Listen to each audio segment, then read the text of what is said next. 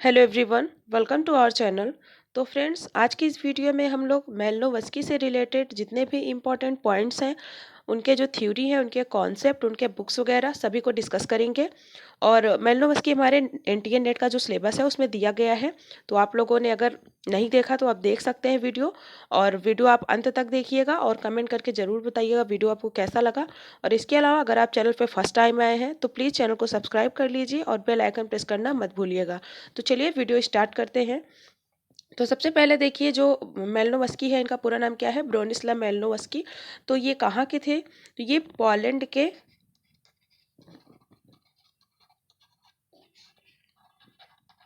Poland के Krakow शहर था, वहां से ये बिलोंग करते हैं। और इनका जन्म कब हुआ था? तो इनका जन्म हुआ था 1884। और इनकी मृत्यु कब हुई थी? तो वो हुआ था 1942 में। तो ये रहा मेलनोवस्की से रिलेटेड पर्सनल इनकी जितनी चीज़ें थी, इनका जन्म कहाँ हुआ था और कब हुआ था। तो अगला पॉइंट देखिए, सबसे पहला पॉइंट हमारा क्या है? तो सामाजिक मानवशास्त्र का पिता। तो मेलनोवस्की जो थे, इनको सामाजिक मानवशास्त्र का पिता कहा जाता है और ये आदिकालीन समाज व संस्कृति से संबंधित थे। इसके अलावा जो मेलनोवस्की हैं, ये जेम्स फ्रेजर जो एक विचारक थे, तो ये जेम्स फ्रेजर की जो पुस्तक थी द गोल्डन बाउ, एक सेकंड इसको लिख देते हैं, द गोल्डन बाउ। तो इससे ये मेलनोवस्की बहुत ज़्यादा प्रभावित थे, यानी ये जेम्स फ्रेजर की जो पुस्तक थी द गोल्डन बाउ, इससे बहुत ज़्यादा प्रभावित थे। और अगला पॉइंट देखते हैं। अगला पॉइंट है संस्कृति का प्रकार्यात्मक सिद्धांत। तो मेलनोवस्की जो है थे, ये इन्होंने संस्कृति का जो अपना सिद्धांत दिया था, तो ये इनका संस्कृति का प्रकार्यात्मक सिद्धांत था। अगला पॉइंट सहभागी अवलोकन को मानने वाले। तो मेलनोवस्की जो थे, ये पार्टिसिपेंट ऑब्जर्वेशन से संबंधित थी, मतलब इन्होंने पार्टिसिपेंट ऑब्जर्वेशन को बहुत ज़्यादा महत्व दिया था। और अगला पॉइंट देखिए, संस्कृति की आवश्यकता का सिद्धांत। तो इनका जो सिद्धांत था कल्चर का, तो इसमें इन्होंने नीड थ्योरी दिया था, संस्कृति की आवश्यकता का सिद्धांत इन्होंने दिया था। अगला पॉइंट है साइंस, रिलीजन एंड मैजिक। तो विज्ञान, धर्म और जादू के विषय में मेलनोवस्की ने बात की थी। अगला पॉइंट है एथनोग्राफी। तो एथनोग्राफी की भी बात इन्होंने की थी। तो देखिए, संस्कृति का इन्होंने जो प्रकार्यात्मक सिद्धांत दिया था, तो इसका क्या मतलब था? तो मेलनोवस्की के अनुसार, मतलब जो भी सामाजिक जीवन के अस्तित्व निरंतरता के लिए जो भी आवश्यक कार्य होता है, मतलब जो कि समाज की विभिन्न इकाइयों द्वारा मतलब संपन्न होता है, वो क्या कहलाता है? वो प्रकार्य कहलाता है। इन्होंने कहा कि प्रकार्य का अर्थ मतलब जितने भी मतलब जो भी तत्व हैं, सामाजिक तत्व जो भी हैं, उनके जो भी कार्य हैं, तो वो अगर सामाजिक संगठन को बनाए रखते हैं तो वो प्रकार्य कहलाएंगे। कुल मिलाकर के इनका कहने का मतलब था कि प्रकार का अर्थ उन कार्यों से होता है जो कि सामाजिक संतुलन या सामाजिक संगठन को बनाए रखने के लिए अनुकूल होते हैं। और इसीलिए इन्होंने कहा कि संस्कृति जो है, संस्कृति का कोई भी तत्व बेकार नहीं होता है, मतलब उसका कोई ना कोई प्रकार अवश्य होता है। इसीलिए इन्होंने संस्कृति को इतना ज़्यादा इंपॉर्टेंस दिया है। और संस्कृति की आवश्यकता का सिद्धांत जो इन्होंने दिया है, तो इसमें इन्होंने बताया है कि मनुष्य की कुछ आवश्यकताएं होती हैं, मनुष्य को कुछ मूलभूत आवश्यकताएं होती हैं, जो कि मनुष्य क्या करता है? पूरा करता है संस्कृति के द्वारा।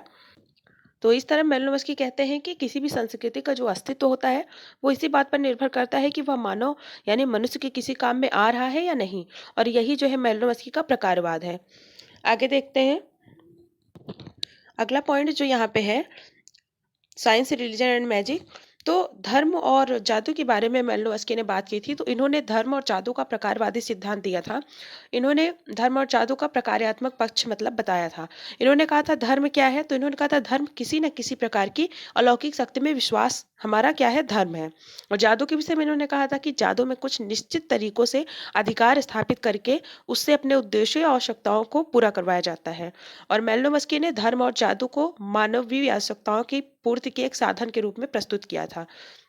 इसके अलावा मेलनोवस्की धर्म के समाजशास्त्री और मनोवैज्ञानिक दोनों ही पहलुओं को एक सा महत्वपूर्ण मानते हैं। और इसी आधार पर उनके अनुसार धर्म क्या है? क्रिया का एक तरीका है और विश्वासों की एक व्यवस्था, इन्होंने इसे कहा था।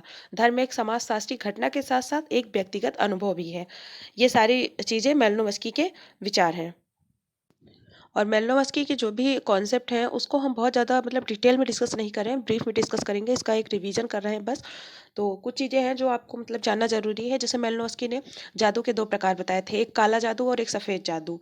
और इसके अलावा मेलिनोवस्की जो थे इन्होंने जादू और विज्ञान में भी मतलब कई समानताओं का उल्लेख किया था। इन्होंने इसमें समानताएँ भी बताई थी और कुछ विभिन्नताएँ भी बताई थी। इनका कहना था कि दोनों में कुछ समानताएँ ज़रूर हैं, लेकिन इनको एक नहीं समझना चाहिए।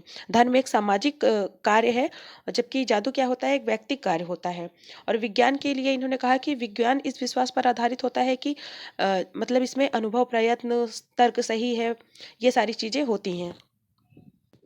अगला पॉइंट है सांस्कृतिक प्रकारवादी, तो इनको कहा जाता है सांस्कृतिक प्रकारवादी। अगला पॉइंट निष्फंक्शनलिज्म, आवश्यकता प्रकारवाद, व्यक्तिवादी प्रकारवाद, सार्वभौमिक प्रकारवाद। ये सारे जितने भी कीवर्ड है कहीं भी मिल जाएं तो इसका मतलब है कि वो मेलिनोवस्की से रिलेटेड हैं। आवश्यकता प्रकारवाद इनके सिद्धांत को कहा जाता है, व्यक्तिवादी प्रकारवाद कहा जाता है, सार्वभौमिक प्रकारवाद। अगला पॉइंट है काला एवं सफेद जादू, अभी हमने बताया कि इसके बारे में इन्होंने बात की थी। नेक्स्ट पॉइंट है प्रकार्यात्मक अपरिहार्यता, ये भी मेलिनोवस्की से रिलेटेड कीवर्ड है। अगला है कुला रिंग यानी व्यापार चक्र, तो इन्होंने कुला रिंग के बारे में बात की है। तो एक बार हुआ क्या था कि मतलब मेलिनोवस्की जो थे 1914 में ये पापुआ न्यू गिनी के अध्ययन के लिए ऑस्ट्रेलिया गए थे, लेकिन वहाँ पे मतलब फर्स्ट वर्ल्ड वार चल रहा था, तो इस कारण उनको वहाँ से भेज दिया गया। कहाँ पे? ट्रोबियान द्वीप में। तो वहाँ पर जाकर के इन्होंने सहभागी अवलोकन किया था, तो वहीं पे उन्होंने कुला रिंग के बारे में उसी जगह पे इन्होंने बात की थी। अगला पॉइंट है बंधुता बीजगणित, किनशिफ अलजेब्रा, तो ये भी कीवर्ड है मेलिनोवस्की से रिलेटेड। अगला पॉइंट है प्रकार्यात्मक एकता, तो ये भी मेलिनोवस्की से रिलेटेड है। ये सारे कीवर्ड जो भी हैं ये मेलिनोवस्की के हैं। अगला पॉइंट है परिवार के ऐतिहासिक पक्ष पर लिखने वाले, तो मेलिनोवस्की है। मेलिनोवस्की के अलावा और लोग हैं, लेकिन मेलिनोवस्की भी हैं, परिवार के ऐतिहासिक पक्ष पर इन्होंने लिखा है। अगला पॉइंट है प्राइमरी बायोलॉजिकल नीड्स, प्राथमिक आवश्यकता, तो इन्होंने जो आवश्यकताएं बताई थी तो इसमें इन्होंने कई सारी आवश्यकताओं की बात की थी। तो इन्होंने 7 आधारभूत प्राणी शास्त्रीय आवश्यकताओं का इन्होंने उल्लेख किया था। मेलिनोवस्की का 7 आवश्यकताएं इन्होंने बताई थी। कौन कौन सा था?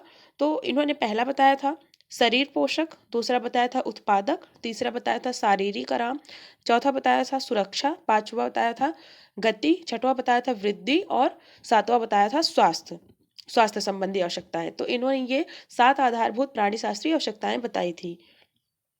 अगला है डिराइव नीड्स, व्युत्पन्न आवश्यकताओं की बात इन्होंने की थी।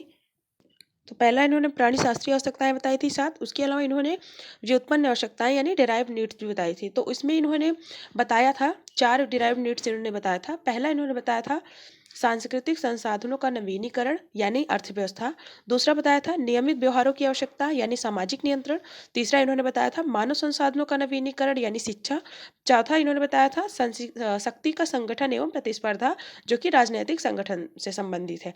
तो इस तरह से इन्होंने डिराइव नीड्स की बात की थी।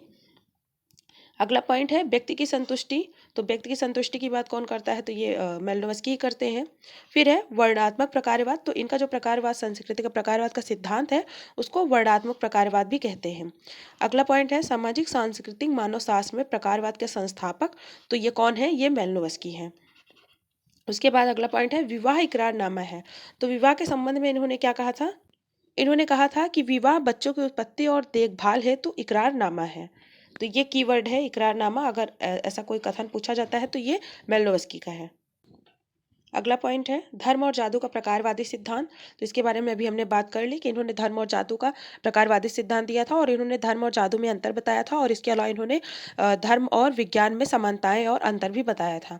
अगला पॉइंट है आदिकालीन कानून, अपराध एवं प्रथा, तो इन्होंने जो है जो आदिकालीन कानून होता है, आदिकालीन कानून और अपराध एवं प्रथा के बारे में बात की थी। इन्होंने जो ट्रोबियान आइसलैंड पे जाकर के उन्होंने जो अध्ययन किया था वहाँ के बारे में उन्होंने बात किया था कि वहाँ पे किस तरीके के कानून पाए जाते हैं, वहाँ पे अपराध कैसा होता है, वहाँ की जो प्रथाएं हैं वो किस तरह की हैं। अगला है ट्रोबियान आइसलैंड के जनजातियों का अध्ययन, तो इन्होंने किया था। आगे आगे देखिए मेलिनोवस्की से रिलेटेड कुछ बुक्स के नाम दिए हुए हैं, उसको देखते हैं।